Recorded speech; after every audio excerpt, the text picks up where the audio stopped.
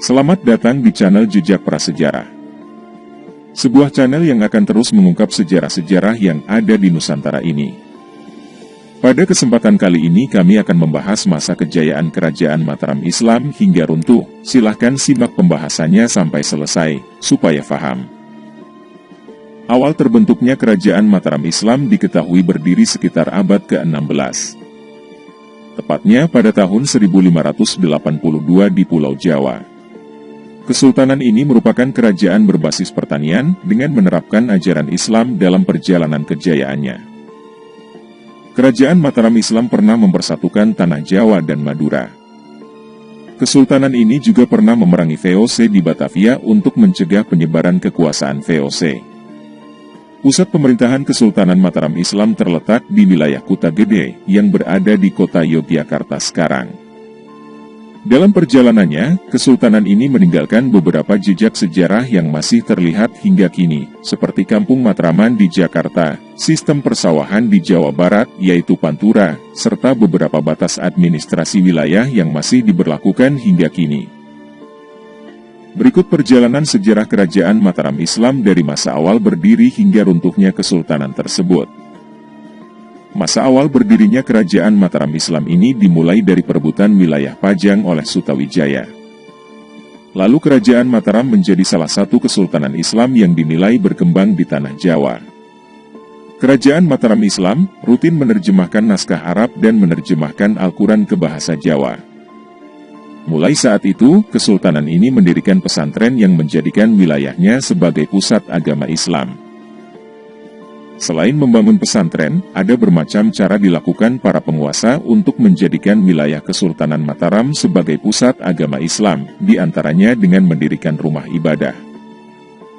Kejayaan Kesultanan Mataram terjadi pada saat Raden Mas Rangsang, atau biasa dikenal dengan Sultan Agung memimpin Kerajaan Mataram Islam, pada tahun 1613 sampai tahun 1645.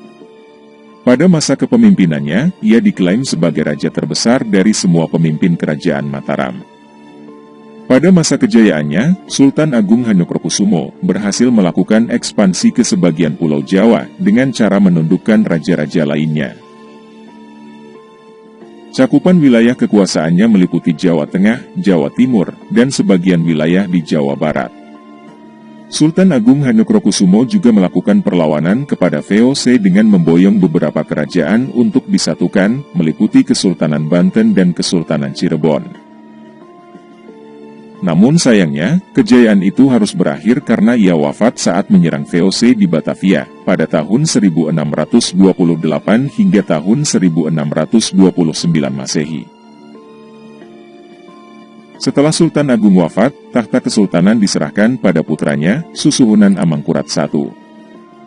Di bawah kepemimpinan Amangkurat I, ia memindahkan lokasi keraton ke Pleret.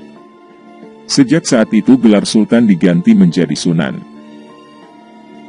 Berbeda dengan ayahnya, Amangkurat I justru bukan sosok anti-VOC. Melainkan ia justru berteman dengan VOC. Pada tahun 1645 hingga tahun 1677, terjadi pertentangan dan perpecahan dalam keluarga Kerajaan Mataram Islam. Lantas momen ini dimanfaatkan VOC untuk menguasai kesultanan tersebut. Kemudian pada tahun 1677, Susuhunan Amangkurat I meninggal.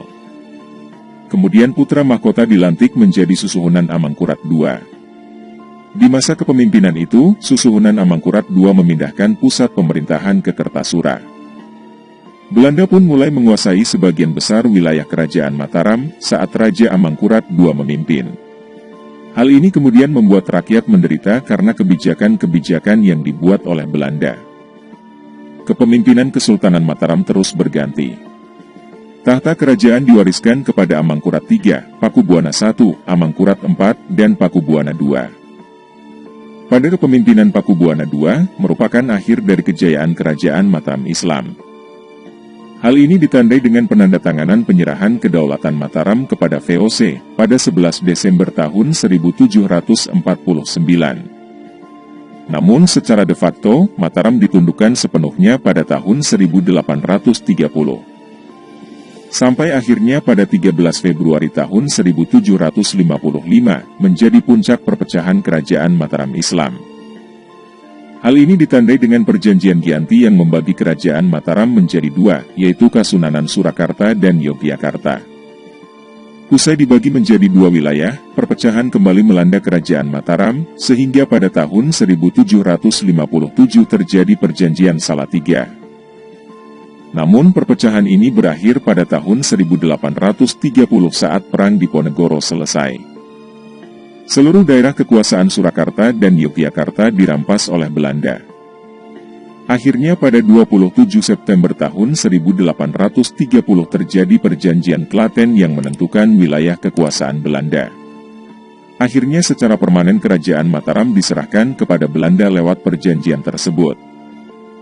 Ada banyak peninggalan dari kerajaan Mataram Islam yang masih bisa disaksikan hingga kini, yaitu seperti Pasar Kota Gede, Masjid Agung Negara di Yogyakarta, Kompleks Makam Kerajaan Imogiri di Bantul Yogyakarta, hingga Masjid Agung Surakarta di Solo.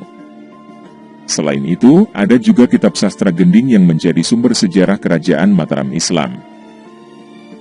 Begitulah perjalanan panjang berdirinya dan masa kejayaan kerajaan Mataram Islam hingga runtuh, yaitu salah satu kesultanan terbesar kerajaan Islam di Nusantara.